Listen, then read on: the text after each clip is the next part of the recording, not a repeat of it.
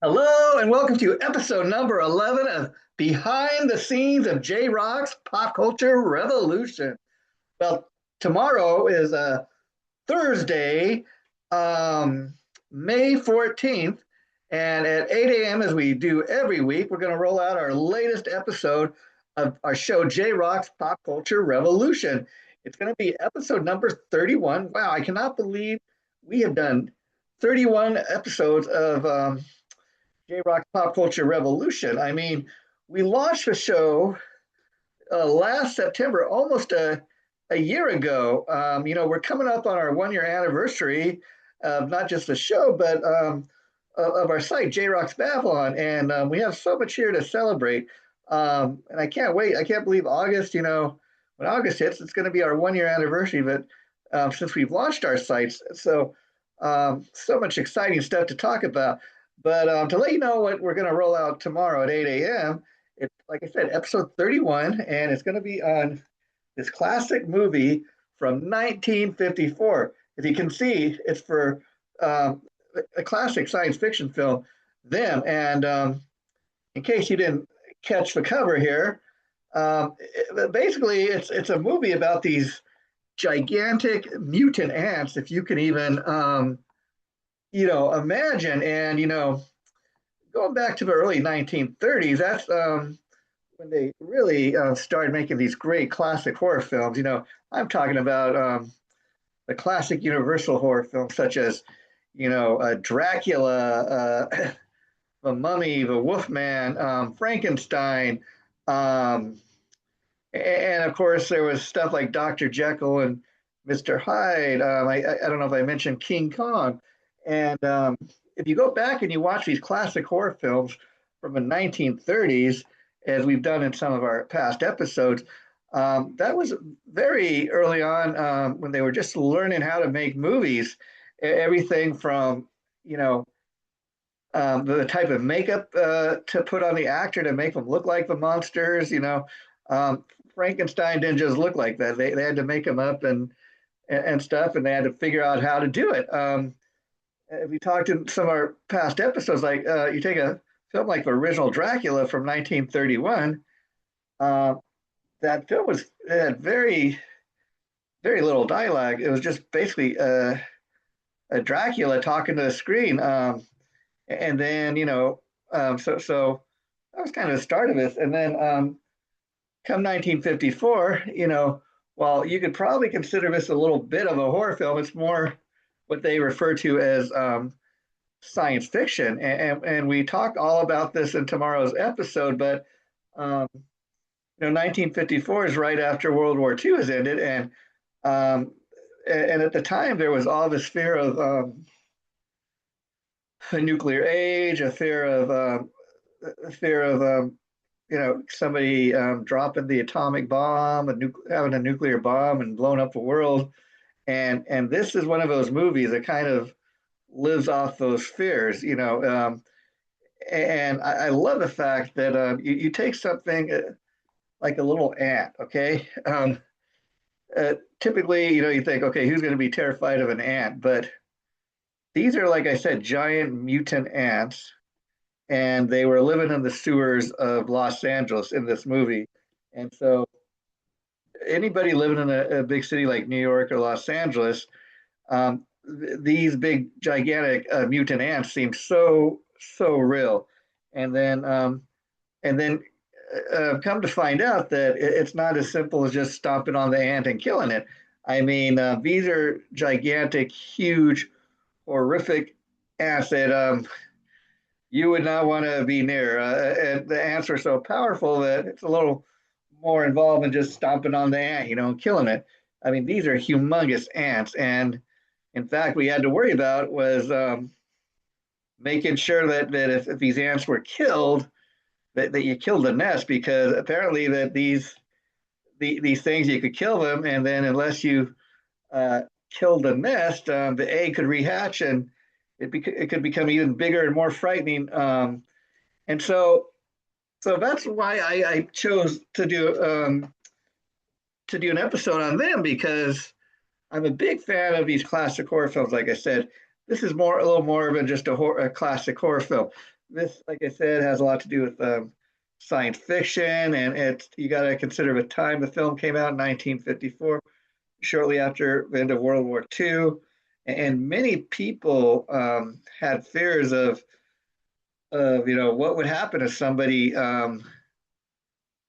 dropped a bomb on the world or had a nuclear war.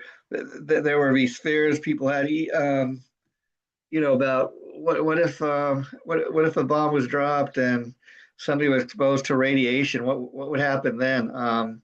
And then part of this film also focuses on can you really trust the government?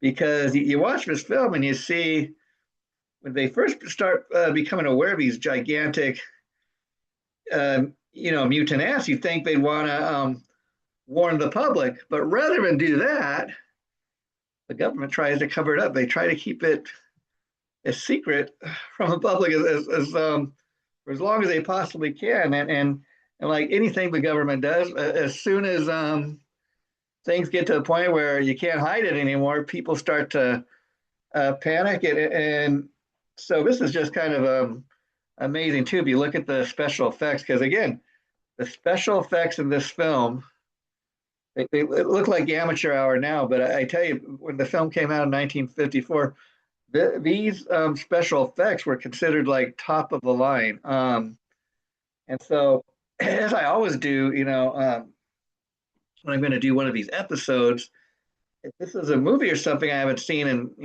a real long time, then I do my best to be sure to see it. Now, most of the episodes, in case you wonder, where do I get my ideas to do we're gonna choose a topic for an episode. A lot of it is based on stuff I have in my own personal collection. So, like this, as you can see, um, this is a Blu-ray that I got from Amazon.com. Like a lot of stuff, I swear I buy a lot of my stuff, but I thought, you know what? For example, last week we did our episode on the 50th anniversary of Laverne and Shirley. That's one of my all-time favorite classic TV shows now.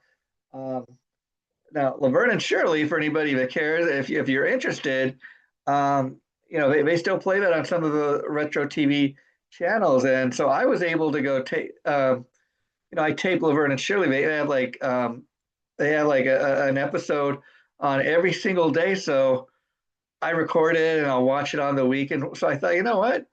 Wow, that's I can't believe Laverne and Shirley turns 50 this year. So that's what we did the episode on last week. And so, um, you know, I don't necessarily need to go back and and watch Laverne and Shirley because I've seen those episodes over and over. But I will tell you, when we did the episode last week, like I said, uh, Laverne and Shirley is one of those guilty pleasure shows for me. It's one of the shows I grew up on, but I have seen Laverne and Shirley. I've probably seen every episode half a dozen times. So oftentimes I could be sitting on my living room couch.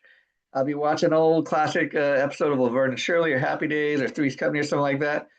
And I tell you, as the episode is rolling out, I can quote what the actor's about to say line for line. I've got a lot of these classic TV shows memorized. And so again, not so much like when we're doing a classic TV show, but a lot of times I will sit down and I will for recording the episode just to kind of have some fresh stuff in my mind to talk about. Um, I will do that, but especially if it's a movie like this that maybe I haven't seen in a good 10 or 15 years, I'm like, okay, well, I'm going to do an episode on that. I'm going to, before I can even sit down at the laptop and film the episode, I got to whip out my DVD and sit in front of a, TV and watch it for 90 minutes or whatever the case may be. And what that allows me to do, not only then is the material fresh in my mind, but then I have stuff to pick from. I have because I just got done watching the movie, so it's fresh in my mind. So because typically what I'll do, like when I sat down and recorded the episode for this last week, and before I sat down and filmed the episode, I got on the internet and I got down a lot of fun facts about the movie that I thought people would be interested in learning about. But then that only kind of and then what I do is I sit down and I write it out on a piece of notebook paper, and by and typically for one episode, once I have about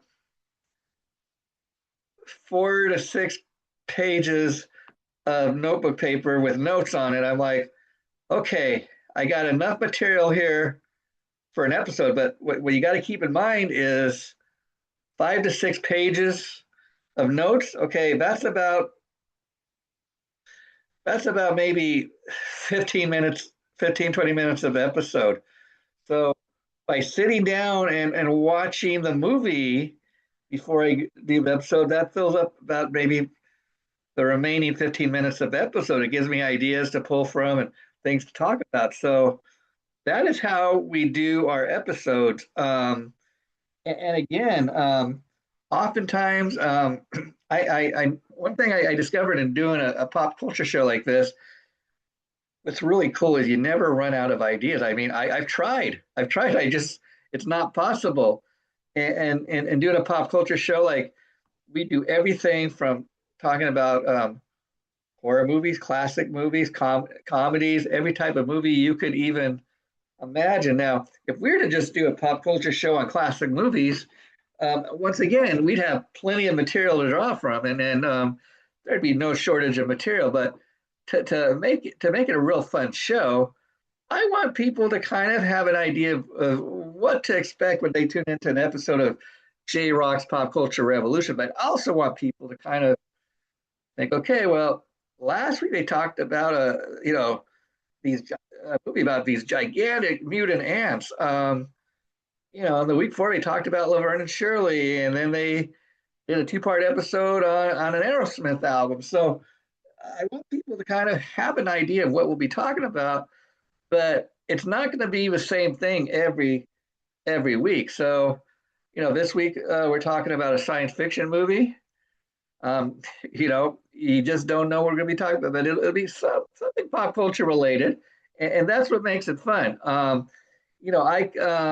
and then you think, well, okay, hey, they've done an episode on Laverne and Shirley, so I guess that's a topic they could never, do an episode on again. Not true. I mean, we could do so many episodes just on Laverne and Shirley. I mean, you could have an episode where you spend 30 minutes doing nothing but talking about Lenny and Squiggy. And again, there's so much material to draw from doing various episodes on various classic TV shows and things like that. So that's what makes this so much fun. And classic TV shows really they've been a big part of my life. I'm talking about everything from the Jeffersons, which we did a great episode on a few months back, because also 2026 marks the 50th anniversary of the Jeffersons. So that was another fun episode we did, folks. There's so many of these classic TV shows I still to this day really enjoy, and another sign that we're all getting older is when some of these people on these classic TV shows start dying, and you're like, wow, I used to watch that guy on TV. He's no longer with us, and just today, for example, I was online and I was reading that let's see, May 12th, which was just yesterday, um, marked the 34th anniversary since actor Robert Reed, of course, famous for playing Dad Mike Brady on the Brady Bunch. It's been 34 years ago yesterday since he passed away, and I tell you, I can't believe he's been gone that long. But I do remember, back in 1992 when it was announced that he had died. I got a little tear running down my face. Got something in my eye, if you will. Again,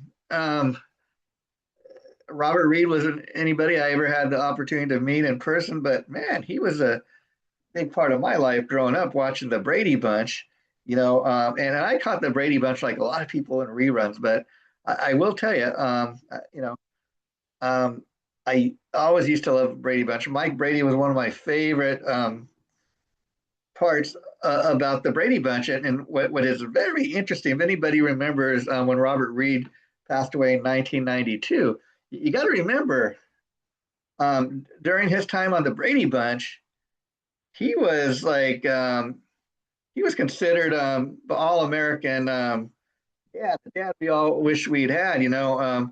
He was the idea of like the ideal dad. I've shared this in many episodes in reference to the Brady Bunch, but um, Mike Brady, I always used to love how I thought, what a cool dad. Man, I wish my dad was like that. Um, how many episodes did you hear Mike Brady spout out some wisdom to his kids? One that comes to mind is now remember, uh, we don't go to bed we don't go to bed angry. We solve our problems or something like that before we go to bed. We don't go to bed angry. We put it out on the table. We solve the problem. Another probably my all-time favorite though was um, episode where Greg Brady gets caught smoking. Jan and Cindy see him smoking in the park on the way home from school one day, and they go home and tell Marcia, and she tells the mom and dad, and they talk to Greg, and he's like, "Well, I got out kind of easy," and then he's like, "Well, son, as long as you know what you did was wrong, that's all that matters. Yeah, that's punishment enough." I'm like, wow, wow, hey, this is a dad that was made for TV, written for TV specifically, but that's not necessarily how the real world works. But man, and that's another thing I used to love about watching the Brady Bunch and all those classic TV shows like Happy Days and Laverne and Shirley and Different Strokes and all those shows, the Jeffersons. You'd watch a 30-minute episode, and by the end of a 30-minute episode, we're supposed to learn a moral, a life lesson. We're supposed to be taught something. That was why we watched a lot of those shows back in the day. So again, I want to thank everybody for tuning in to tonight's episode of Behind the Scenes of JRock's Pop Culture Revolution. This is episode number 11. I can't believe we've done 11 of those already. But man, I just I've enjoyed doing this. And so finally, before we wrap up tonight's episode, I'd like to let you guys know what's coming up next week. Actually, this weekend we will be recording um, episode number 32 of JRock's Pop Culture Revolution. And this is going to be another fun anniversary edition because we're going to be celebrating 60th anniversary of the original Star Trek TV series, which of course starred Leonard Nimoy, William Shatner, and DeForest Kelley. And we're going to get into 60 years of Star Trek. Can you believe it, folks? I know I can't. Going to get into it next week. Thanks for checking out tonight's episode. I'm Jason JRock Houston. I hope I have entertained you and educated you on all things pop culture. That is our goal every single episode. Thank you so much. Bye for now.